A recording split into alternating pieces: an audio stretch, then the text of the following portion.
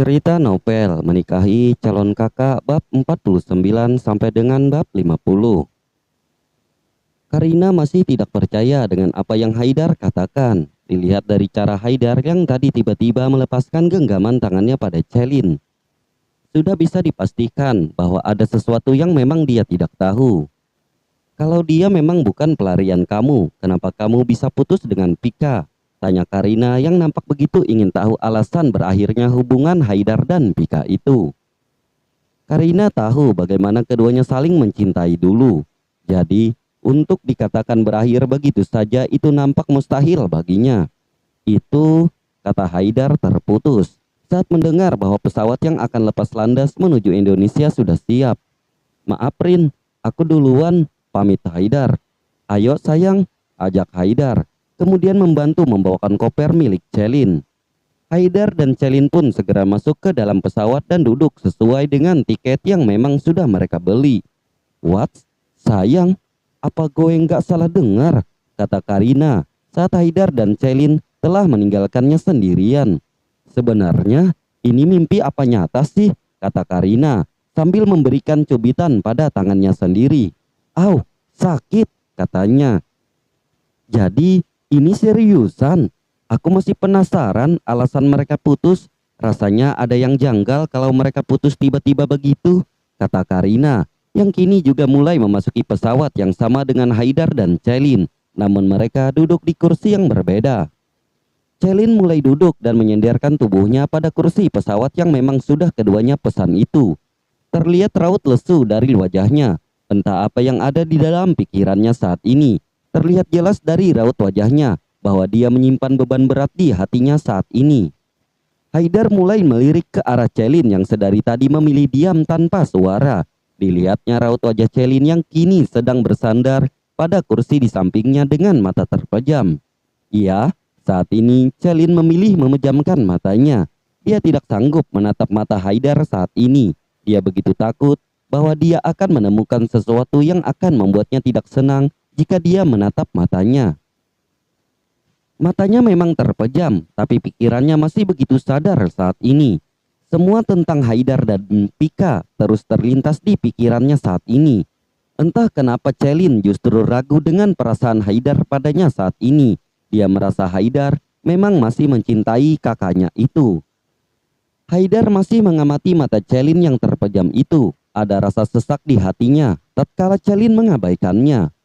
Haidar tahu bahwa saat ini Celin hanya menghindarinya dan tidak benar-benar tertidur. Sayang, apa kamu lelah? Kata Haidar mencoba membujuk Celin agar mau bicara padanya. Iya kak, aku lelah, aku mau tidur dulu, kata Celin masih dengan mata terpejamnya. Dia kemudian membalikan tubuhnya agar memunggungi Haidar. Dia marah, dia kesal, dia juga kecewa. Tapi Celin berusaha menutupi perasaannya saat ini. Haidar segera menarik selimut yang memang tersedia di kursi itu dan menyelimuti tubuh Celin yang kini sedang meringkuk memunggunginya. Sementara Celin yang memang hanya pura-pura tidur, kini mulai meneteskan air mata yang memang sedari tadi sudah dia tahan. Tuhan, kenapa rasanya sesakit ini? Kenapa aku bisa terlena dengan kelembutan kakak Haidar dan malah melupakan statusku sendiri? Gumamnya masih dengan mata terpejam dan air mata yang terus keluar dari matanya. Sesekali dia mengusapnya dengan tangannya sendiri. Sementara Haidar sejak tadi hanya mampu memperhatikan punggung Celin. Dia tahu saat ini Celin pasti kecewa terhadapnya. Dia juga menyesalkan perbuatannya tadi yang tiba-tiba menarik tangannya dari tangan Celin. Tapi mau gimana lagi, Haidar juga tidak bisa mengendalikan perasaannya tadi. Tidak bisa dibohongi lagi bahwa sosok Pika memang masih ada di hatinya.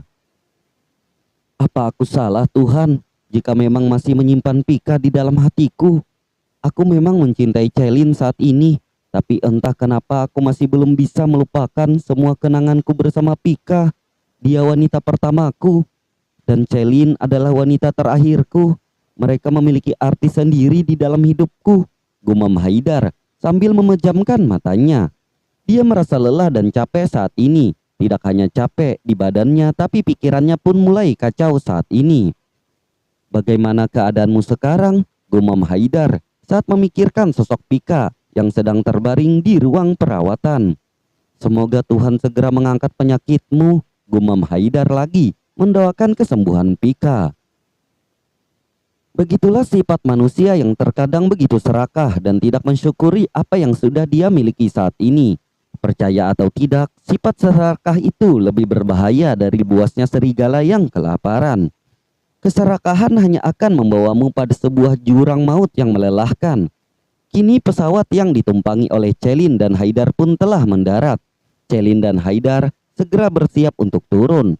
Haidar nampak ingin menggandeng tangan milik Celin, namun dengan segera Celin menarik tangannya dan berpura-pura mencari sesuatu di dalam tasnya. Haidar tahu Celin masih marah padanya.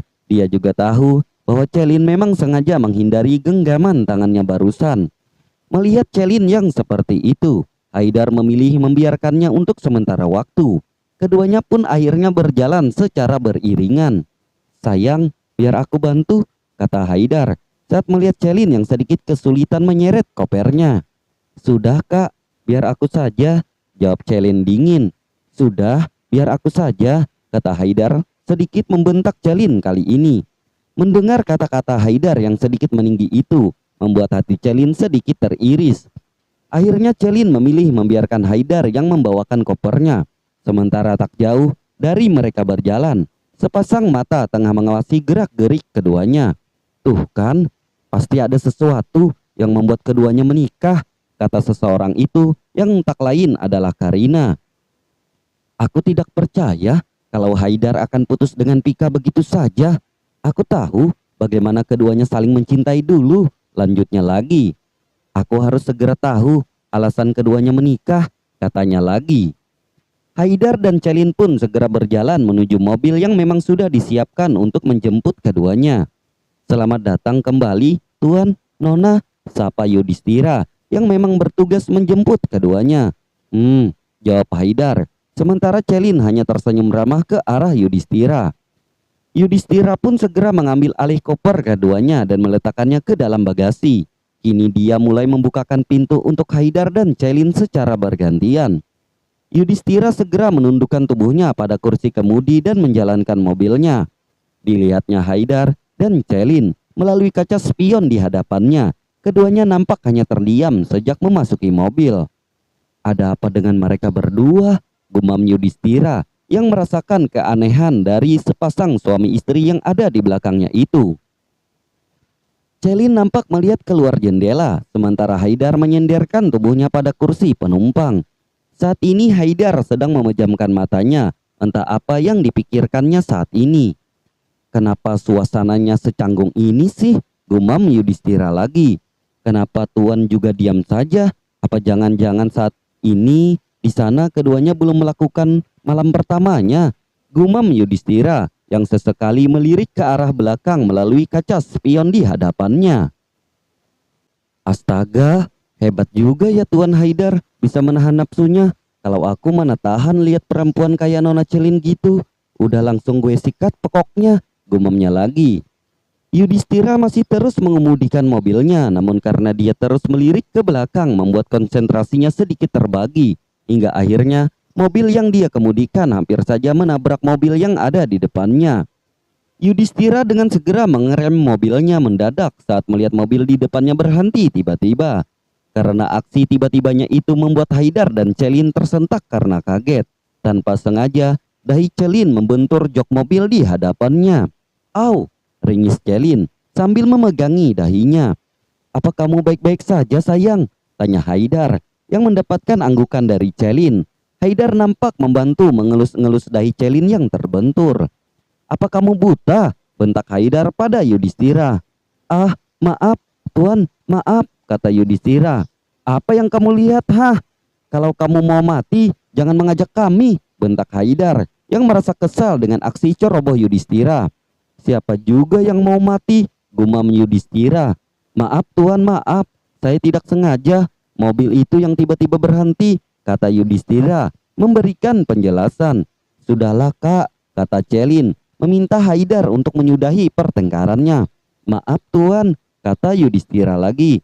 "Sudahlah, hati-hati, yang fokus kalau nyetir," kata Haidar memilih menyudahinya. Apa aku tadi tidak salah dengar? Tuan memanggil Nona Celin dengan panggilan sayang, gumam Yudhistira. Tidak sia-sia kalau gitu aku hampir menabrak. Aku menjadi orang pertama yang mendengar kemustahilan ini, gumam Yudhistira lagi, merasa bangga hanya karena mendengar Haidar memanggil Celin dengan sebutan sayang. Apa masih sakit? Tanya Haidar lagi, mencoba memastikan. Tidak, jawab Celin. Tapi kenapa keduanya terlihat aneh begitu? Ada masalah apa sebenarnya? Gumamnya lagi. Yudhistira pun akhirnya kembali fokus menyetir. Tak lama setelah itu pun mereka telah sampai di mansion mewah milik Haidar. Haidar dan Celin kini telah sampai di mansion pribadi keduanya. Para pelayan menyambut keduanya dan membantu membawakan koper milik Haidar dan Celin masuk. Sementara Mama Haidar nampak tersenyum sumringah melihat kepulangan keduanya. Diamatinya tubuh Celin dari atas kepala hingga ke kakinya. Asik dapat cucu, gumamnya sambil mengembangkan senyumnya ke arah anak dan menantunya itu. Selamat datang pengantin lama, rasa pengantin baru, kata Mama Haidar yang sesaat membuat Celin dan Haidar saling melempar pandang bingung.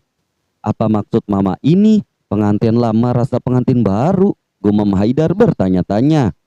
Astaga, Mama ini benar-benar ya.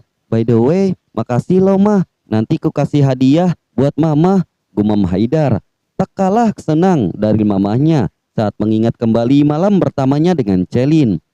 Mama apaan sih? Kata Celin dengan wajah yang merona karena malu. Kata Mama Haidar malah semakin menggoda Celin. Sini, cerita sama Mama dulu, kata Mama Haidar mengajak menantunya itu untuk duduk. Sementara Haidar hanya menggeleng-gelengkan kepalanya karena ulah mamanya itu dan berjalan menuju kulkas rumah itu untuk mengambil minuman. Gimana Haidar? Tanya Mama Haidar penasaran. Gimana apanya sih Mah? Tanya balik Celin yang nampak malu-malu itu. Puas enggak sama anak Mama? Tanya mamanya Haidar lagi. Astaga, kenapa ibu mertuaku sekepo ini sih? Gumam Celin yang nampak semakin malu mendapatkan pertanyaan seperti itu dari mertuanya. Besar atau kecil? Tanya Mama Haidar lagi yang seketika membuat mata Celin membulat sempurna. Pasti besar dong. Orang punya Papa Haidar juga gitu. Lanjutnya lagi. Pertanyaan apa lagi ini? Bisa mati mendadak karena malu aku jika terus berhadapan dengan Mama, gumam Celin di dalam hatinya yang merasa sangat malu mendapatkan pertanyaan seputar privasinya dari Mama mertuanya itu. Meskipun dia adalah Mama Haidar, tapi dia tetap malu saat pertanyaan-pertanyaan seperti itu dilontarkan untuknya. Jawab dong Sel, jangan diam aja. Mama kan juga penasaran, kata Mama Haidar saat tak kunjung mendapatkan jawaban dari Celin. Kasar enggak dia mainnya. Terus kuat berapa ronde anak Mama itu? Tanyanya lagi. Sementara Haidar yang baru saja tiba begitu terkejut mendengar pertanyaan-pertanyaan bodoh dari mamanya untuk istrinya itu. Astaga, kenapa aku punya mama seperti dia? Gumam Haidar sambil menepuk jidatnya pelan. Mama, apa-apaan sih? Kata Haidar yang seketika membuat mamanya kaget karena kedatangan Haidar yang tiba-tiba itu. Udah, ayo sayang, kita ke kamar, ajak Haidar. Udah manggil-manggil sayang aja, jadi beneran udah belah duren nih. Ledek Mama Haidar. Kasih tahu nggak ya? Jawab Haidar. Nggak usah, kamu kasih tahu. Mama juga sudah tahu. Kata Mama Haidar. Tahu dari mana? Tanya Haidar. Itu, tunjuk Mama Haidar pada leher milik Celin yang masih ada beberapa bekas tanda ciuman yang belum sepenuhnya hilang. Bahkan ada beberapa tanda baru yang masih terlihat jelas saat rambutnya tanpa sengaja disingkapkan ke belakang telinganya. Haidar melihat ke arah leher Celin yang ditunjukkan oleh mamanya itu. Sementara Celin segera menutupi lehernya dengan rambutnya yang dikedepankan dan sedikit menarik kerah bajunya ke atas. Aduh, kenal aku, bisa lupa menutupinya sih tadi, gumam Celin. Astaga, itu mata jeli amat ya, gumam Haidar. Mama Haidar nampak tersenyum ke arah keduanya sambil menaik turunkan alisnya. Udah sana, kalau mau lanjut, Mama nggak akan ganggu, kata Mama Haidar yang kini mengusir anak dan menantunya itu untuk segera pergi ke kamarnya.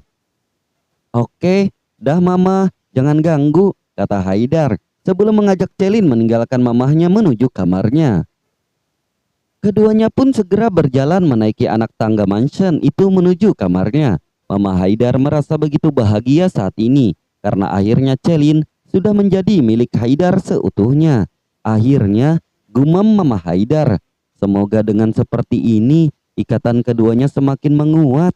Gumamnya lagi, Tuhan, jangan biarkan anak bodoh itu menyakiti hati Celin di kemudian hari. Lanjut Mama Haidar. Sebenarnya selama ini Mama Haidar begitu takut jika suatu saat Pika akan sembuh. Dia takut Haidar akan meninggalkan Celin begitu saja saat Pika sudah kembali. Mama Haidar tahu bagaimana cinta anaknya itu terhadap Pika. Dia juga tahu bagaimana Haidar sangat tergila-gila pada Pika. Untuk itu, dia ingin segera memiliki cucu agar posisi Celin di hati Haidar anaknya itu semakin menguat. Menurut Mama Haidar, di sini Celinlah yang menjadi korban antara keduanya. Jadi jika suatu saat Celin yang ditinggalkan oleh Haidar, Mama Haidar rasa itu tidak adil buat Celin. Walau bagaimanapun, dia tidak akan tega melihat anak gadis orang diperlakukan tidak adil oleh anaknya sendiri kelak. Di sini tujuan Mama Haidar sangat baik karena ingin mengamankan posisi Celin ke depannya. Tapi entahlah, apakah tujuannya baik ini akan baik untuk Celin ke depannya atau justru akan merugikan Celin ke depannya. Haidar dan Celin kini telah berada di kamarnya. Celin dengan segera berjalan menuju kamar mandi untuk membersihkan dirinya yang nampak begitu lengket karena keringat. Dia pergi ke kamar mandi tanpa mengatakan sepatah kata pun terhadap Haidar. Sementara Haidar nampak segera melepaskan ikatan sepatunya. Apa dia masih marah? Gumam Haidar saat melihat Celin yang memilih segera pergi ke kamar mandi dan mengabaikannya. Di dalam kamar mandi itu, Celin nampak mengisi air ke dalam bathtub dengan air hangat. Bersamaan dengan itu, dia juga menuangkan bubble bath ke dalam bathtub tersebut. Tak lupa dia juga menambahkan minyak esensial beraroma lavender kesukaannya yang memang sudah tersedia di dalam kamar mandi tersebut. Celin berencana merelaksasikan tubuhnya ini saat ingin melepaskan bathrobes miliknya. Tanpa sengaja matanya melihat rakwen yang memang tersusun di kamar mandi itu. Celin berjalan menuju rakwen itu dan mengambil satu botol wine beserta gelasnya. Entah kenapa, Celin yang terkenal jarang minum tiba-tiba ingin minum hari ini. Celin meletakkan botol wine yang sudah dia buka itu pada pinggiran bathtub. Sementara Celin segera menggulung rambutnya ke atas dan segera melepaskan bathrobes miliknya dan berjalan memasuki bathtub. Kini Celin mulai menuangkan wine itu ke dalam gelas. Setelah gelasnya terisi oleh wine, Celin nampak menghirup aroma dari wine tersebut terlebih dahulu, kemudian mulai menggoyang-goyangkan gelas yang sudah terisi wine tersebut. Kini Celin mulai meminum wine yang ada di tangannya itu secara perlahan, memutar-mutarnya di dalam mulutnya selama beberapa detik. Dia mencoba merasakan tekstur dan rasa wine tersebut sebelum dia telan. Entah apa yang dia pikirkan saat ini. Pandangannya yang teduh itu terlihat seperti menyimpan beban berat di hidupnya. Setelah dirasa cukup meminumnya, Celin meletakkan gelas wine itu di samping bathtub tempat dia berendam saat ini. Celin sengaja minum wine untuk melupakan semua pikiran-pikiran negatif yang saat ini sedang bersarang di otaknya. Kini Celin tengah menyenderkan kepalanya pada ujung bathtub. Celin mulai memejamkan matanya perlahan. Sesekali dia memijat pelipisnya yang terasa begitu penat itu. Entah apa yang saat ini dia pikirkan. Tanpa sadar, sudut matanya mengeluarkan air mata. Mungkin orang lain mengira Celin terlalu terbawa perasaan karena masalah ini sepelenya saat ini.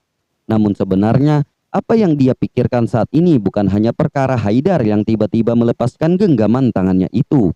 Tapi dia juga memikirkan tentang dirinya sendiri yang sudah jatuh cinta terhadap Haidar. Baginya saat ini, mencintai Haidar mungkin adalah sebuah kesalahan. Saat ini Celin tengah berperang hebat dengan perasaannya sendiri. Dia ingin menanyakan perihal perasaan Haidar terhadap kakaknya saat ini. Namun Celin terlalu takut jika jawaban yang akan Haidar berikan justru akan melukai perasaannya sendiri. Apa dia akan meninggalkanku saat kakak sembuh? Kata Celin pada dirinya sendiri. Apa mereka akan kembali bersatu? Lanjutnya lagi. Lalu, bagaimana denganku? Katanya lagi. Kenapa aku bisa percaya kata-katanya? Kata Celin pada dirinya sendiri saat mengingat bagaimana Haidar melamarnya kemarin. Celin kembali terisak saat mengingat momen-momen bulan madu keduanya. Semua benar-benar seperti mimpi, katanya lagi di sela-sela isak tangisnya. Kepalanya benar-benar pusing saat ini, pikirannya terlalu kacau untuk memikirkan segala kemungkinan buruk yang akan terjadi. Sementara di luar kamar mandi, Haidar masih setia menunggu Celin untuk keluar dari kamar mandi. Kenapa dia lama sekali? Kata Haidar yang kini sedang duduk di sofa kamar itu dengan ponsel di tangannya. Haidar segera beranjak dari tempat duduknya. Tok tok tok, sayang, panggil Haidar. Tok tok tok, panggil Haidar lagi saat tak kunjung mendapatkan jawaban dari Celin. Celin yang mendengar Haidar memanggilnya pun segera keluar dari bathtub dan mengambil bed robes miliknya yang tergantung di kamar mandi tersebut.